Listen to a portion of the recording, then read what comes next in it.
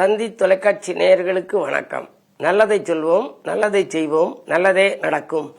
இன்று 14/6/2026 ஞாயிற்றுக்கிழமை, ரோகிணி நட்சத்திரம், இரவு 10:47 வரை, பிறகு மிருகசீரிஷம். இன்றைக்கு அமாவாசை. முன்னோர்களை வழிபட்டு முன்னேற்றம் காண வேண்டிய நாள். இன்றைக்கு நான் உங்களுக்கு சொல்லியிருக்கிற நல்ல கருத்து, சூரிய திசை நடக்கும் சிலருக்கு சந்திர திசை நடக்கும், சிலருக்கு செவ்வாய் திசை நடக்கும், சிலருக்கு ராகு திசை நடக்கும், சிலருக்கு குரு திசை நடக்கும், சிலருக்கு சனி திசை நடக்கும், சிலருக்கு புதன் திசை நடக்கும், சிலருக்கு கேது திசை நடக்கும், சிலருக்கு சுக்கிர திசை நடக்கும். இந்த 9 திசையும் மாறி மாறி நடந்துகிட்டே வரும்.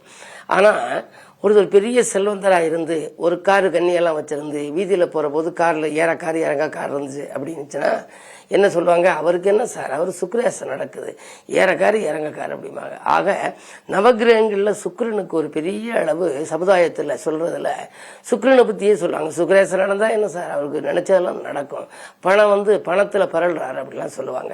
அப்படிப்பட்ட சுக்கிரனை பொறுத்த வரைக்கும் நம்ம ஜாதகத்தை பார்க்கணும். இப்போ இன்றைக்கு எப்படி இருக்கு சுக்கிரன்னா, பகை கிரகத்தோடு சேர்ந்துருக்கு, எதிரியும் சேர்ந்திருக்கு, குருவும் சுக்கிரனும் சேர்ந்திருக்கு. அப்ப சுக்கிரனாலையும் செய்ய முடியாது, குருவாலையும் எதுவும் செய்ய முடியாது. ஆனால் அதே நேரம் குரு உச்சம், திடீர்னு நல்ல மாற்றங்களையும் கொடுக்கும், பிரியங்களையும் கொடுக்கலாம். இப்படிப்பட்ட அந்த சுக்கிரன் நம்ம ஜாதகத்துல நல்லா இருந்துச்சுன்னா மிகப்பெரிய கவிஞன் ஆவானா.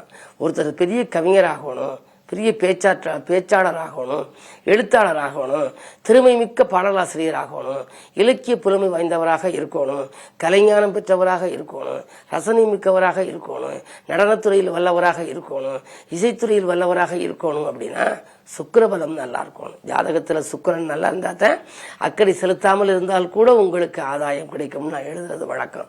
பொதுவாக அந்த சுக்கிரன் நல்லா இருந்தது யாருக்கு அப்படின்னா, கவிஞர் கண்ணதாசன் ஜாதகத்தை எடுத்துக்கிட்டீங்கன்னா சுக்கிரன் நல்லா இருக்கும். எத்தனையோ ஆயிரக்கணக்கான பாடல்கள் நினைத்த மாத்திரத்தில் எழுதியவார் பாடல். நம்ம எது சொல்றோமோ, இந்த நாட்டை பத்தி சொல்லுங்க ஐயான்னு ஒரு நான் அவர்கிட்ட சொன்னேன். பாண்டிய மன்னன் சேதுபதி, பழகு தமிழுக்கு நீதிபதி, ஆண்டது எங்கள் பொன்னாடு, அது ஆதிகள் பிறந்தா நன்னாடு அப்படின்னாரு. எது நம்ம கேட்டாலும் சரி, உடனே அப்படி கவித்துவமாவே பொழியக்கூடிய ஆற்றல் அவருக்கு உண்டு. அதே மாதிரி அந்த கவிஞர் கண்ணதாசன் ஜாதகத்துல சுக்கிரபலம் நல்லா இருந்துச்சு. சரி, மகாகவி பாரதியார் ஜாதகத்திலையும் சுக்கிரன் நல்லா இருக்கும் அப்படிம்பாங்க.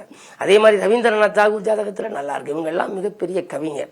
அப்படி கவிஞர்கள், கவித்துவத்தில் இருக்கவங்க, இலக்கியத்தில் இருக்கவங்க, ரசிக்கிறவங்களுக்கு பாடலாசிரியர்களாக இருப்பவர்கள், பேச்சாளர்கள், நல்ல தலை சிறந்த பேச்சாளர்கள் ஜாதகத்தை பார்த்தீங்கன்னா சுக்கிரன் நல்லா இருக்கும். அப்படிப்பட்ட சுக்கிரனை பொறுத்த வரைக்கும் நல்ல பிரபல்ய யோகம் ஒருத்தருக்கு வரணும்னா ஜாதகத்துல சுக்கிரபலம் நல்லா இருக்கும். சுக்கிரன் உச்சமா இருக்கிறது எங்கே இருக்கு அப்படின்னா, மீன ராசியில சுக்கிரன் உங்க ஜாதகத்துல இருந்தா உச்சம் பெற்றிருக்கு. அதே இது கன்னி ராசியில இருந்தா சுக்கிரன் நீச்சம் பெற்றிருக்கு. அதே சுக்கிரன் ரிஷபராசியில இருந்தா சொந்த வீட்டுல இருக்கு, துலாம் ராசியில இருந்தா சொந்த வீட்டுல இருக்கு. ரிஷபமும் துலாமும் சுக்கிரனுக்கு சொந்த வீடு, மீனம் சுக்கிரனுக்கு உச்சாம், கன்னிராசி சுக்கிரனுக்கு நீச்சாம். சுக்கிரன் என்ன சொல்லுவாங்க, கலைஞன் அப்படின்னு சொல்றது மட்டும் இல்ல, அது களத்திரத்துக்கு உள்ள கிரகம். அதனால களத்திர காரகன் அப்படிம்பாங்க. கணவன் அல்லது மனைவிக்கு உரியவர். சுக்கிரனோட ராகுவோ கேதுவோ இருந்தா வாழ்க்கையில ஒற்றுமை குறித்தர்கள் நிறைய வரும்பாங்க. சுக்கிரன் நீச்சமா இருந்தாலும் அதே மாதிரி பொருத்தம் பார்த்து கல்யாணம் செய்யணும். அவையினாலேதான் நான் தினத்தந்தியில் எழுதுற போது சொல்லுவேன், திருத்தம் நிறைந்த பெண்ணாக இருந்தாலும் பொருத்தம் பார்த்து செய்தால்தான் வாழ்க்கையில் வருத்தம் இல்லாமல் இருக்கும்னு எழுதுவேன். 10 பொருத்தத்தில் ரொம்ப முக்கியமான பொருத்தம் எதுனா கணப்பொருத்தம். ரஜ்ஜு பொருத்தம் ஆங்கிலேயத்துக்கு உள்ளது, கண்டிப்பாக பொருந்தோணும். கணப்பொருத்தம் பொருந்தோணும். அதே மாதிரி ராசி அல்லது ராசி அதிபதி பொருந்தோணும். மகேந்திரம் பொருந்தோணும். புத்திர விருத்திக்கு, ஒற்றுமைக்கு, மாங்கல்ய பாக்கியத்துக்கெல்லாம் பொருந்தி மற்ற பொருத்தங்கள் எத்தனை வேண்டுமானாலும் இருக்கலாம். இதற்கெல்லாம் மூல காரணமாக இருப்பது யார் அப்படின்னா சுக்கிரன். சுக்கிர பலம் பெற்றவருடைய கையினால நீங்க பணம் வாங்கினீங்கன்னா மிகப்பெரிய வளர்ச்சி இருக்கும். சிலர் பணம் கொடுத்தாங்கன்னா, ஒரு சில பேர் கடன் வாங்க போவாங்க, ஒரு கடையில வட்டி கடைக்கோ இதுக்கு போவாங்க, வாங்கின கடன் தொடர்ந்து வாங்குறாப்புல போயிடும். அதே கடையில வேலை பார்க்கிறவரு யாராவது ஒருத்தர் மாத்தி இவருக்கு அந்த தொகையை கொடுக்கிற போது கொடுத்தாருன்னா திரும்ப உடனே அந்த கடனை திருப்பிடுவார் அவர். சிலருடைய கைராசி நல்லா இருக்கும். எதனால அப்படின்னா, சுக்கிரன் நல்ல ஜாதகமாக இருந்தால் அவங்க கைராசி நல்லா இருக்கும். அவர்கள் நம்ம புது கணக்கு போட சொல்லலாம். அதாவது சித்திரை 1ஆம் தேதியோ சித்திரை மாதத்துல புது கணக்கு போடணும் இல்லையா, அப்ப சுக்கிரபலம் வாய்ந்தவரை புது கணக்கு போட சொன்னோம்னா அவங்களுக்கு அதனால அந்த தொழில் மிகப்பெரிய வளர்ச்சி இருக்கும். பணம் பல வழிகளிலும் பைய நிரப்பும் அப்படிலாம் நான் சொல்றது வழக்கம். இந்த சுக்கிரனுடைய ஆதிக்கம் இருக்கவங்க அவங்க தொடங்குற தொழில்கள் என்னென்ன தொழில் தொடங்கலாம், எப்படிப்பட்ட பேர் வைக்கலாம், அதுக்குன்னு உரிய பாடல் என்ன அப்படிங்கிற பற்றியெல்லாம் சுக்கிர பலத்தை பற்றி தொடர்ந்து உங்களுக்கு இந்த தந்தி தொலைக்காட்சியிலே சொல்வேன் என்று சொல்லி இனி இந்திய ராசி பலன்களை இப்பொழுது உங்களுக்கு வழங்கப் போகின்றேன்.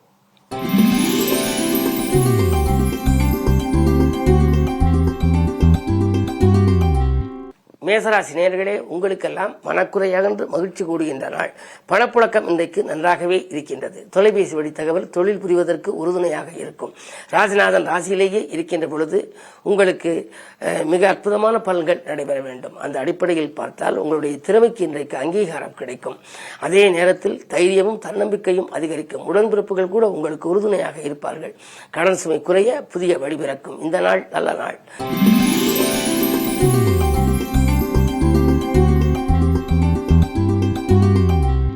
ரிஷபராசி நேயர்களே, உங்களுக்கெல்லாம் ராசியில் சந்திரன் உச்ச சந்திரனால் உன்னத வாய்ப்புகள் வந்து சேர்கின்ற நாள் என்று கூட சொல்லலாம்.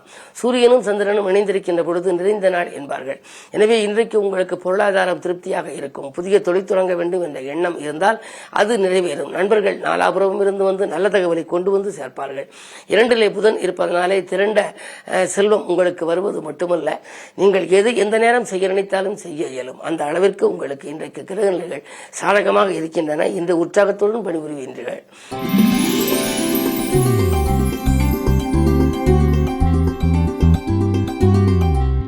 மிதுன ராசினியர்களே, உங்களுக்கு ராசிநாதன் புதன் ராசியில் 2லே குரு உச்சம். எனவே குடும்பஸ்தானம் நன்றாக இருக்கிறது. குடும்ப முன்னேற்றம் கூடும். நினைத்தது நிறைவேறும். குடும்ப உறுப்பினர்களின் தேவைகளை பூர்த்தி செய்து மகிழ்வீர்கள். மாமன் மைத்துன வழியில் இருந்த மனக்கசப்புகள் மாறும். அஞ்சல் வழியில் அல்லது அலைபேசி வழியில் உங்களுக்கு வருகின்ற தகவல் அனுகூல தகவலாக இருக்கலாம். 10ல் சனி இருப்பதனாலே புதிய தொழில் தொடங்குவதற்கான வாய்ப்புகள் உண்டு. இந்த நாள் நல்ல நாள்.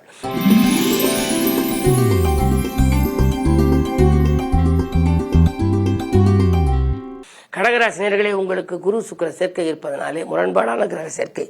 எனவே சுகங்களும் சந்தோஷங்களும் வந்தாலும் கூட இன்பமும் துன்பமும் கலந்தே வரும். நன்மையும் தீமையும் கலந்தே வரலாம். வரவும் செலவும் கூடுதலாக இருக்கலாம். என்ன இருந்தாலும் 8ல் ராகு இருப்பதனாலே திடீர் பயணங்கள், இடமாற்றங்கள், வீடு மாற்றங்கள் வரலாம். உத்தியோகத்தில் கூட ஒரு சிலருக்கு திடீரென வரும் மாற்றங்களை ஏற்றுக்கொள்ளக்கூடியதாக இருக்கலாம். இந்த நாளை இனிய நாளாக அமைத்துக் கொள்ள முன்னோர்களை வழிபாடு செய்வது நல்லது.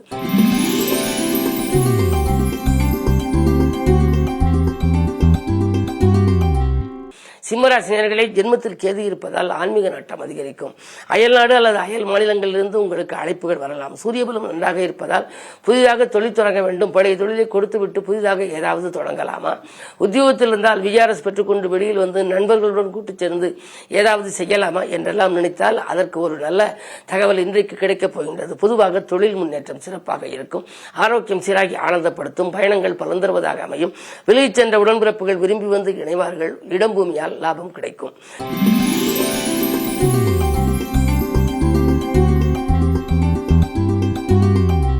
கன்னிராசினியர்களே, உங்களுக்கெல்லாம் நிகழ்கால தேவைகள் பூர்த்தியாகி நிம்மதி கிடைக்கின்ற நாள். நினைத்த காரியத்தை நினைத்தபடியே செய்து முடிப்பீர்கள். துன்பங்கள் எல்லாம் தூர ஓடும். நல்ல செய்திகள் இல்லம் தேடி வரும். திடீர் தனவரவும் உண்டு. அதே நேரத்தில் உங்களுக்கு அஷ்டமத்தில் செவ்வாய் இருப்பதனாலே கொஞ்சம் ஆரோக்கியத்தில் மட்டும் கவனம் தேவை. கைவலி கால்வலி என்று வரலாம். மாற்று மருத்துவம் உடல் நலத்தை சீராக்கும்.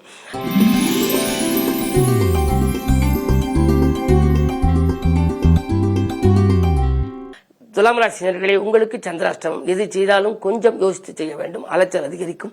ஆதாயம் கொஞ்சம் குறைவாக இருக்கும். உழைப்புக்கேற்ற பலன் கிடைக்கவில்லையே என்று நினைப்பீர்கள். பக்கத்தில் இருப்பவர்களை பகித்துக் கொள்ள வேண்டாம். அனுசரித்து செல்வது நல்லது. 7லே செவ்வாய் இருப்பதனாலே இடம்பூமி விற்பனையாலோ அல்லது வாங்கும் சூழ்நிலையோ உருவாகலாம். இருப்பினும் உங்களுக்கு ஒரு சிலருக்கு இந்த மாலை நேரம் ஒரு சில மனக்கசப்பு தரும் தகவலும் வரலாம். கவனம் தேவை. பொதுவாக இன்று தினம் அமாவாசை என்பதால் முன்னோர்களை வணங்குவது நல்லது.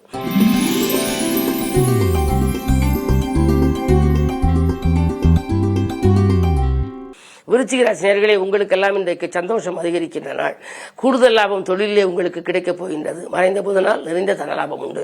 செவ்வாய் 6ல் இருக்கின்றார். தன் சொந்த வீட்டில் சென்றிருக்கின்றார். எனவே உடன்பிறப்புகள் உங்களுக்கு உறுதுணையாக இருப்பார்கள். முயற்சிகளில் எல்லாம் உங்களுக்கு வெற்றி கிடைக்கும். முக்கிய புள்ளிகள் உங்கள் முன்னேற்றத்திற்கு வழிவகுத்துக் கொடுப்பார்கள். புதிய ஒப்பந்தங்கள் அடுக்கடுக்காக வரலாம். இடம் வாங்குவது, பூமி வாங்குவது, வாங்கிய இடத்தை விற்பதன் மூலம் ஒரு பெரிய லாபம் கிடைப்பது போன்றவற்றையெல்லாம் இன்றைக்கு உங்களுக்கு கவனம் செலுத்தக்கூடிய நேரமாக இருக்கிறது. இந்த நாள் மிகச்சிறந்த நாள்.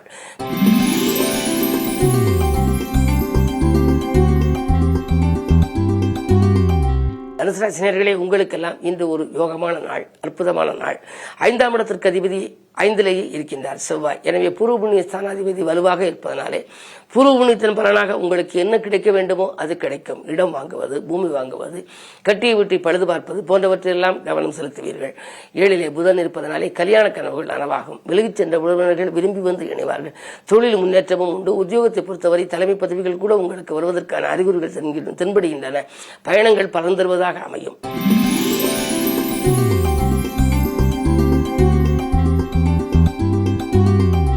மகர ராசி நேயர்களே, உங்களுக்கு குரு பார்வை இருப்பதனாலே குதூகலம் கூடும். கூடுதல் லாபம் தொழிலிலே கிடைக்கும். தேவைகள் அனைத்தும் பூர்த்தியாகும். இந்த நாளில் நீங்கள் வெற்றி செய்திகள் வீடு தேடி வரப்போகின்றது. 2ல் ராகு இருப்பதனாலே குடும்பத்தில் பிரிந்தவர்கள் மீண்டும் வந்து இணையலாம். புதன் 6ல் இருப்பதாலே மறைந்த புதனால் நிறைந்த தனலாபம் உண்டு. என்றைக்கு கொடுத்த பாக்கி இன்றைக்கு வசூலாக்கி பரவசப்படுத்தும். இந்த நாள் நல்ல நாள்.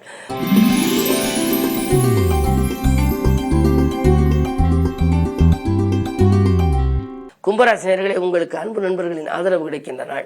உத்தியோகத்தில் மறுக்கப்பட்ட சலுகைகள் உங்களுக்கு மீண்டும் கிடைக்கலாம். வெற்றி செய்திகள் வீடு வந்து சேரும். மாற்றினத்தவர்கள் ஒத்துழைப்போடு கூட்டு முயற்சியில் உங்களுக்கு வெற்றி கிடைக்கும். கேது 7ல் இருப்பதால் வாழ்க்கை துணை வழியே கொஞ்சம் விட்டுக் கொடுத்து செல்வது நல்லது. சூரிய பலம் 4ல் இருப்பதால் ஆரோக்கியம் சீராகி ஆனந்தப்படுத்தும். எடுத்த முயற்சிகளில் வெற்றி கிடைக்கும்.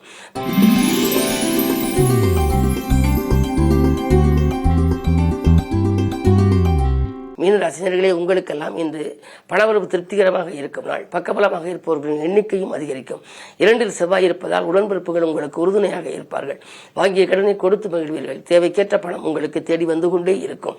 5ஆம் இடத்திலே குரு இருந்து உங்கள் ராசியை பார்ப்பதனாலே பிள்ளைகளால் வந்த பிரச்சனைகள் அகலும். பிள்ளைகளின் எதிர்கால நலன்களில் நீங்கள் தீட்டிய திட்டங்களும் வெற்றி பெறும். மேலும் விவரங்கள் அறிய தினத்தந்தி படியுங்கள்.